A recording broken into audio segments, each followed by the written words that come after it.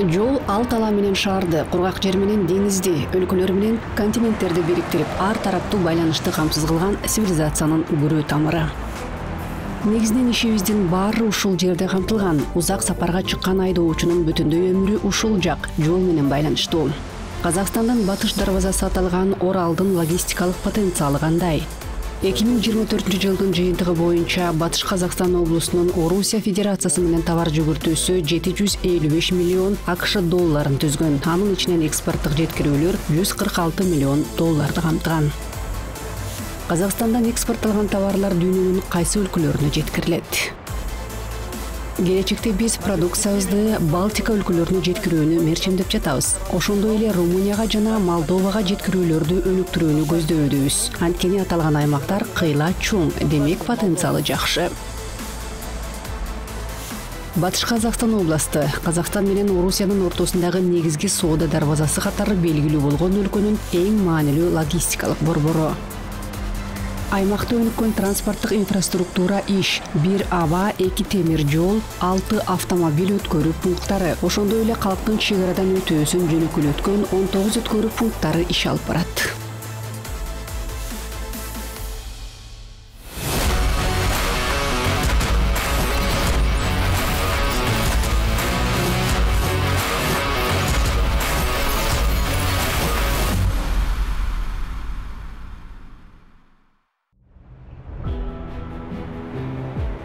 Орусиядан Казакстанга келип түшкөн жүктүн 40%дан ашыгы дал ушул аймак аркылуу өтөт. Ал эми Казакстандын Орусияга экспортунун 60%дан ашыгы Батыш Казакстан үлүшү болуп саналат. Бүгүнкү күндө Орал менен Орусиянын аймактарынын ортосунда жүк ташуу менен алектенген Александр Ковтун өзүнүн айдоочу катары эмгек жолун шаардык автобустан баштаган. Пандемия учурунда ал жумушсуз калып, жүк ташуу менен алектенүүнү чечкен. Ошентип кийинчерээк толугу менен эл аралык жүк ташууга өтүп кеткен.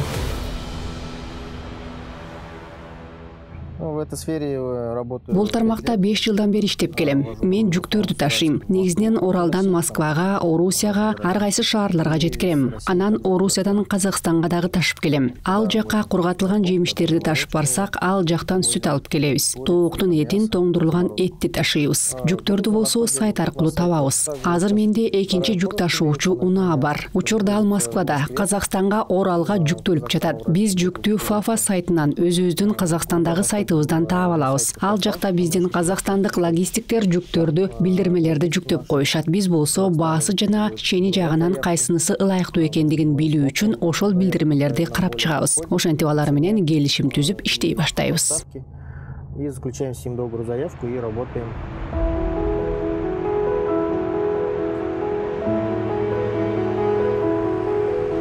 Вот мы подъехали на терминал, на въезд. Сейчас будет проверка документов. Здравствуйте.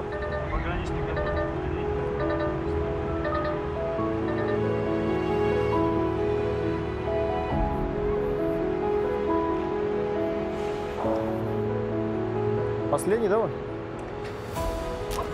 Здравствуйте.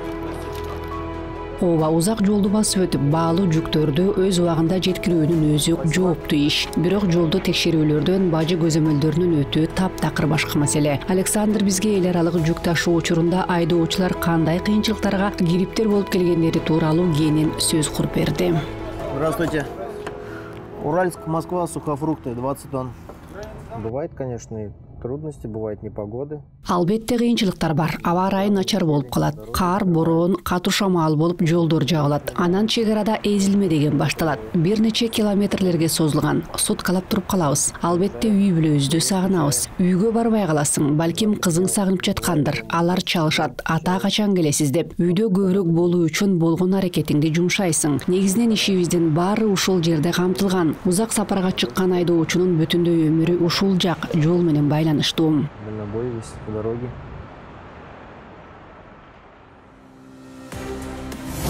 Өткөн жылы Орусиядан Казакстанга 606 миң унаа кирсе, анын 245 миңи Батыш Казакстан облусу аркылуу өткөн. Алардын 40%дан ашыгы жүк ташуучу унаа. Ал эми Казакстандан коңшу өлкөлөргө 401 миң 505 унаа чыгып кетсе, анын 240 миң 311 же 64,8% Батыш Казакстан облусу аркылуу өткөн. Анын ичинен 63,5% жүк ташуучу унаалар. Мана ошол транспорттук агымдын 90% Самара облусу менен чектеш турган Сырым бекети аркылуу өткөндүгү да кызыктуу факт. Анын өткөрүү жөндөмдүүлүгү жылына 800 миң унаага чейин жетет.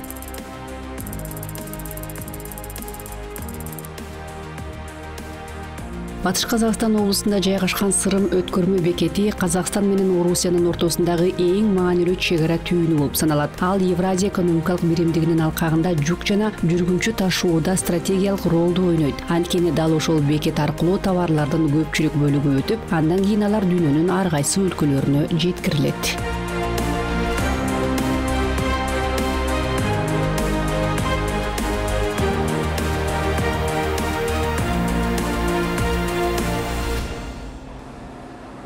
Бүгүнкү күнгө карата биздин негизги керектөөчүлөрдөн болуп 90% Орусия Федерациясы, 5% Азербайжан, Грузия менен Армения саналат. Биздин жабдуулар Орусия Федерациясына Маштаков чек ара бекети аркылуу ташылып жеткирилет жана жакынкы шаарлар аркылуу биздин дилерлердин жайгашкан жерлерине жараша өз шаарларына бөлүштүрүлөт. В зависимости, где находятся наши дилеры.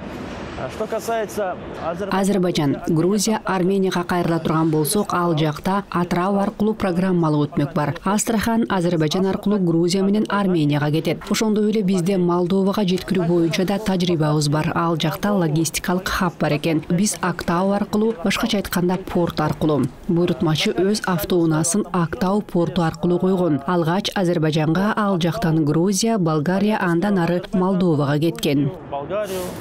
И Молдову дальше.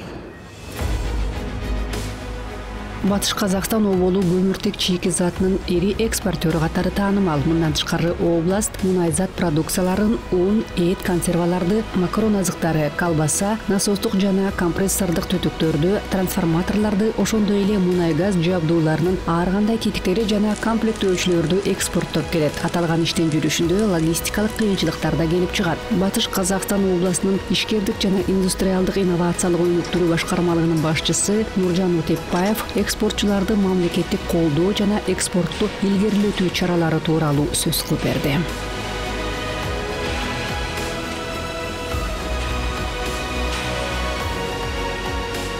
Негизи биздин экспортчулар экспорттук продукцияны экспорттоодо айрым бир көйгөйлөргө дуушар болушат. Мына ошондой көйгөйлөрдүн бири Орусия Федерациясынын чек арасынан Сырым өткөрмө бекетинен өтүүдө жаралат. Орус чек арачыларынын узакка созулган текшерүүлөрүнөн улам биздин товарлардын 3 күнгө чейин узак мөөнөткө токтоп калуусу сыяктуу көйгөйлөргө туш болушат. Ошондой эле экспортту илгерилетүү жана экспортчуларды колдоо жагындагы мамлекеттик иш-чаралардын алкагында, областта мамлекеттик программалардын алкагында колдоо көрсөтүүнүн негизги механизмдерин түшүндүрүү. Анын ичинде Кастрайт соода саясатын өнүктүрүү борбору акционердик коом аркылуу экспортёрлордун чыгымдарынын бир бөлүгү компенсациялап берүү боюнча иштер жүргүзүлүүдө. Ал эми Каз экспорт колдоо чаралары боюнча Казакстан өнөр жай жана экспорт борбору аркылуу эмгек өндүрүмдүүлүгүн жогорулатууга багытталган. Ал болсо Кази индустрия деп аталат.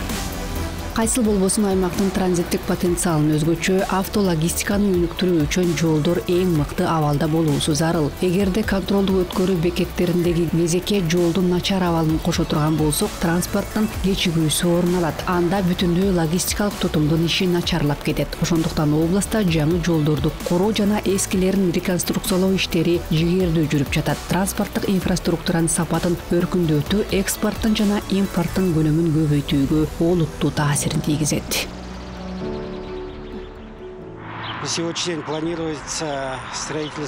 күндө жаңы жолдорду куруу мерчемделип жатат. Ага курулуш, реконструкциялоо, капиталдык оңдоо керет. Алсак 70 чакырым керет. Анан дагы райондук маанидеги жолдун узундугу 152 чакырымды түзөт. Бизде жалпысынан 225 чакырым мерчемделген. Бүгүнкү күнгө карата 38,8 миллиард каражат бөлүнгөн. Мына ошол каражат быйылкы жылы толук өздөштүрүлөт. Анткени жылдын башында зарыл болгон каражаттар бөлүнүп берилген. Аванс каражаттар бөлүнүп жетилдирилген инерттик материалдар, Волжес тейдик материалдар подряддык уюмдар тарабынан кышында эле алынып келинген.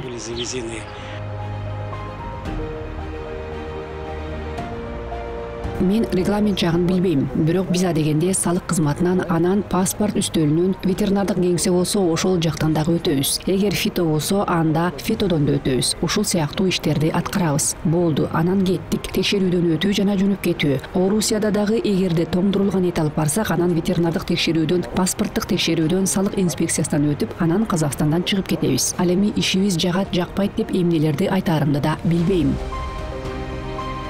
Сонымен қатар қайта жаңарту. Мындан тышкары Подстепная Федоровка Орусия Федерациясы менен чек ара жолун реконструкциялоо иштери жүрүп жатат. Бул жерде сөз Орусия Федерациясынын Оренбург областына алып баруучу багыт тууралуу болуп жатат. Биз ошондой эле аталган тилкеде курулуш иштерин аяктап жана өтүп жаткан жылы пайдаланууга берүүнү мерчемдеп жатабыз. Мындан тышкары Казакстан Республикасынын Коопсуздук кеңешинин тапшырмасынын негизинде автоунаа өткөрүү бекеттерин реконструкциялоо иштери мерчемделүүдө. Биз Батыш Казакстандын логистикалык потенциалында автоунаа менен ташып жеткирүү маселелерине кенен токтолдук. Эми болсо Оралдын темир жол жана аба транзити тууралуу кеп кылалы. Өткөн жылы аймак боюнча темир жол аркылуу ташылып жеткирилген жүктөрдүн көлөмү 33 миллион тоннадан ашкан. Орусиялык бардык жүктөрдүн 26%. Батыш Казакстандын аймагы аркылуу да өтө тургандыгын белгилей кетүү керек.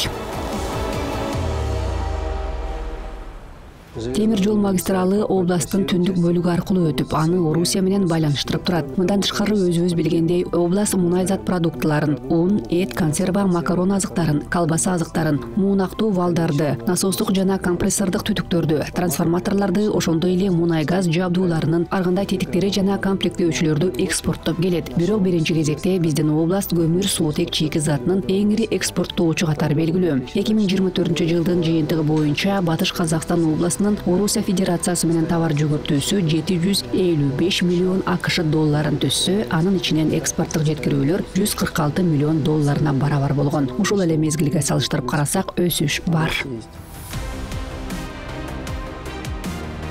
2022-жылы реконструкциядан өткөн Орал шаарындагы Маншук Маметова атындагы эл аралык аэропорт жыл сайын 540 миңден ашык жүргүнчүнү тейлөөгө алат. 2026-жылы ушул көрсөткүчтү 600 миңге жеткирүү мерчемделүүдө. Аба жолу аркылуу ташып жеткирүүнү өнүктүрүү аймактын экспортко ылайыкташкан иш мерчеминин өнүгүүсүнө олуттуу таасирин тийгизүүдө.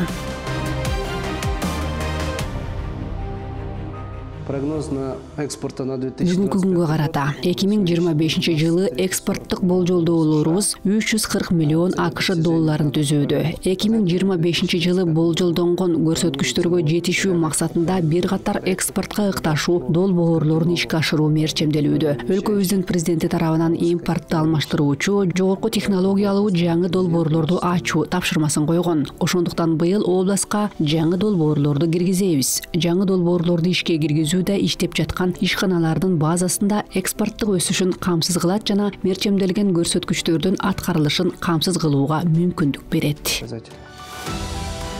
Чет өлкөлүк инвестицияларды тартуу жана чет элдик компаниялардын Оралга келиши менен айкалышта атамекендик ишканаларды өнүктүрүү, албетте аймактын логистикалык потенциалын чыңдоого өбөлгө түзөөрү шексиз. Нуржан Утепбаев сөз кылган жаңы долбоорлордун бири италиялык Сикве компаниясы ишке ашырган кубаттуулугу 250 тоннага жеткен эмаль алюминий зым чыгаруучу цехтин курулушу болмокчу. Мына ушул сыяктуу ишканалардын базасында ушул долбоорлорду ишке киргизүү экспорттун өсүшүн жана мерчемделген күчтөрдүн аткарылышын камсыз кылмакчы.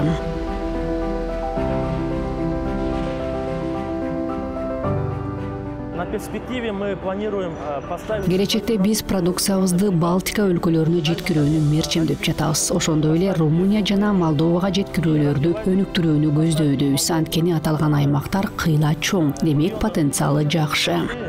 И потенциал очень большой.